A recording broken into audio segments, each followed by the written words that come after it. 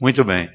Então, uma questão fundamental para mim é a habilitação, o exercício da cidadania. Aí entra essa questão fundiária. Né? Conversar com o Gilberto Carvalho. Antes que eu me esqueça, bem, para viabilizar muita coisa aqui, Renato, eu sei que tramita lá alguma coisa, não há uma lei federal que diga o que é agricultura urbana. Se não houver esta lei ordinária, não pode ser regulamentada. Então você não pode mexer com nada, isso é decisivo para esse projeto. A cidade tem que ser uma grande produtora de comida daqui para frente. Somente nós que vivemos em regiões metropolitanas, vamos lutar pela zona rural, sem dúvida. Né? Mas qual é o futuro do mundo? É comida. Nos telhados da nossa casa, está cheio de casa na Baixada e não tem telhado. Transforma em telhado ecológico, né? E produz a comida lá em cima. Há muitas tecnologias hoje, né? E a cidade tem que ser uma grande produtora. Né? Só que aí não tem lei para isso. E se não tem lei ordinária, não tem regulamentação. Tá? Ana, segura um pouquinho que eu termino. Né? Segura um pouquinho, porque eu queria fechar isso. Né? Só em Minas Gerais são 250 mil famílias que estão em cima de uma terrinha devoluta que não tem o título. Você pode criar a carteira agrícola que quiser, os PRONAF da vida que quiser, essas famílias não têm acesso algum, e fico ali, numa indigência, né? Sem ofensa, lembrando que era do Monteiro Lobato, o Jeca Tatu, né? Que não pode botar uma botina ringideira, né? E ver galinha pondo ovos, né? Outro dia minha irmã disse, eu botei um ovo na sopa. Falei, você está certo que nós botamos, galinha põe. Né? A vida é ótima.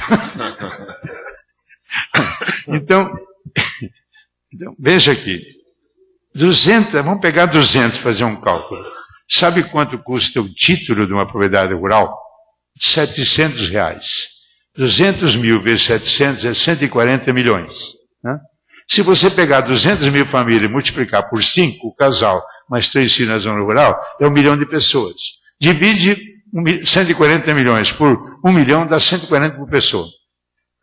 Minas tem 20 milhões de habitantes. Você tira 1 milhão de pessoas da indigência, onde fizemos isso de forma acentuada, o que aconteceu?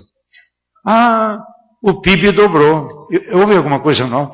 Novas atividades agropecuárias. Por isso, sabe por quê? Porque o infeliz que estava lá aprendeu, tem um documento, ele vai para o banco, obtém o crédito e ele começa a produzir. Com muito pouco, a gente muda a sorte do povo. O que eu aprendi na vida é que o povo é muito pouco exigente, o povo brasileiro. E também muito paciente, né? Uma época tinha um porrete de goiabeira que dobra. Ele estava dizendo, eu vou andar pelo Brasil com um porretinho e dizer, todo mundo tem que ter um. E uma vez estava um coronel lá em Duque de Caxias de segurança, e disse, coronel, que é Baixada. Você já pensou, se 1 milhão de pessoas da Baixada sobem com um porrete na mão e vão conversar com vocês na Assembleia? Ele falou, Dom Mauro, o senhor não pode dizer uma coisa dessa. Ele disse, eu posso. Não, eu posso pensar. Não. Bom, então, está aí um desafio, né? Um desafio. Perguntei para o secretário de Regularização Fundiária, disse branco no preto, o que você pode fazer de verdade tendo dinheiro? Ele disse, com o processo jurídico burocrático na cidade, a gente pode, em 3 anos e meio, colocar o título na mão de 350 mil famílias. Falei, faça. Tem que fazer. Na zona rural, quanto? Ele disse, talvez é muito complexo o processo burocrático e jurídico. Falei, quanto pode fazer? 70 mil? Faça. São 5 séculos que a gente não resolveu. Se resolver em 10, tá bom. O que eu estou querendo colocar, meus irmãos e irmãs, nós temos que ser muito práticos. Em cima de coisas, dizem que Dom Mauro fala de coisas óbvias. Eu digo óbvias e ululantes. Né? Nós temos que ser práticos. Falei para o Gilberto, pelo amor de Deus, vamos enfrentar esse problema da regularização fundiária. Com tão pouco, dobra o PIB. Né? O povo nosso pede muito pouco. Com muito pouco fazem coisas extraordinárias. Né? Então, fecha essa parte, né? Deixa eu fazer a última colocação. Na minha visão, o maior legado do Lula é a Lei Federal 11.947, sobre alimentação escolar. Para mim é. O Lula é a cara do povo brasileiro que tem uma mãe corajosa, né? Que sai de lá e diz, vamos enfrentar a vida, e consegue ver o filho formado como mecânico, né? Metalúrgico, né? Isso aí é a cara. Hoje alguém perguntou, o que o senhor tem a dizer sobre a eleição do Graziano para diretor da FAO? Eu disse, ele é mais um corintiano, um grande sofredor, né? E vai comer o pão que o diabo amassou, né? O que ele representa? É a cara do Brasil de hoje, que está dizendo, nós não aceitamos conviver com essa terrível desigualdade que a gente exclui de faminta. Não é do governo, é a cara do brasileiro. Chama-se Graziano, mas é a nossa cara. Tá? Na comunidade internacional, nós não somos reconhecidos por ter resolvido tudo, mas pela determinação que não é de hoje, e que os governos não conseguem impedir. Tentaram. Foi suspenso o nosso trabalho, 4 anos. E por gente inteligentíssima, com conhecimento de sociologia fabuloso, né? Mas não consegue. Não consegue. Não foi o homem, nem a Cúpula Mundial da Alimentação. Bom, deixa para lá, né? O homem fez 80 anos agora, vamos celebrar a vida. Não. Mas, por que o que eu puder na minha vida, até o último instante, eu peço toda manhã, né, que eu possa viver. O que me motiva a viver é o que eu dizia por um jovem pastor batista. Democracia, meu irmão, é a valorização das diferenças e o empenho comum contra as desigualdades. Falei, se você é batista, eu sou católico, não é problema. O problema é o que é que nós dois fazemos diante de uma criança vítima de uma terrível desigualdade, que ela não tem como se defender, sendo diminuída, destruída e morrendo. Esse que é o problema. Democracia é a sociedade que se estrutura para valorizar e fortalecer diferenças e que amanhece disposta a brigar por qualquer discriminação que vai acontecer. Isso é democracia. Tá? Então o que me motiva todo dia a ficar em pé é a esperança de poder contribuir um pouquinho, uma sementezinha. O profeta Zacarias fala da semente de paz, né? Contribuir para que criança não morra criança. Para quem não sabe, a Bíblia não diz que é para a gente viver no vale de lágrimas, chorando, gemendo, né? Ou catequese horrorosa que eu aprendi, né? Vocês imaginam que eu aguentava um frágil pregando o retiro durante 3 dias em silêncio, né? E pecou, e veio um raio, e fulminou, e feriu o cadáver. É um horror, né? Um horror, né? Se Deus estivesse com um raio, e os pecados naquele tempo eram da cintura para baixo só.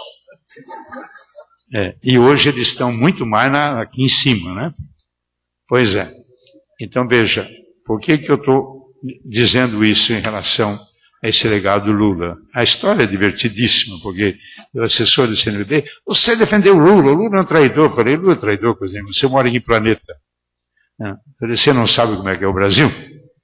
Bom, não vou gastar energia. Aliás, só disse assim, o Lula mandou dizer para você, me telefonou de manhã, dizendo para você ser mais competente. Né? A lei 11.947 exige competência. Ela diz 4 coisas fundamentais. É um direito. Aplique-se isso. Aliás, a emenda constitucional saiu manquitolando, porque fala de alimentação e não fala de nutrição. Vai chegar o dia em que, quando você falar de alimento, você vai falar tudo. Mas hoje não. Né? Bom, então, é um direito. Ampliou para 10 milhões. Né? O que ela diz? Alimento tem que ser saudável. Ela diz, cumpra-se a política nacional de alimentação e nutrição que não é cumprida. Que é fruto. Né? Isso nem é a política nacional de segurança alimentar. Pega isso aqui. Não é cumprida. Né? Que tem 7 diretrizes. Uma delas é monitoramento nutricional. Aqui é tudo de vez em quandário, né? Cada 5 meses, sabe, senhor bispo, a gente consegue fazer a avaliação das crianças. 5 meses, cientificamente é bobagem, você tem que fazer todo mês. Criança até 2 anos tem que ser monitorada até mês por mês. Tá? Isso é importante. Então, a lei diz, alimento tem que ser saudável. Eu coloco 3 qualificativos. Saudável, adequado e solidário. E solidário é todo o processo de produção, de abastecimento e de consumo. Se não for, economia solidária é a única que tem futuro, a economia solidária.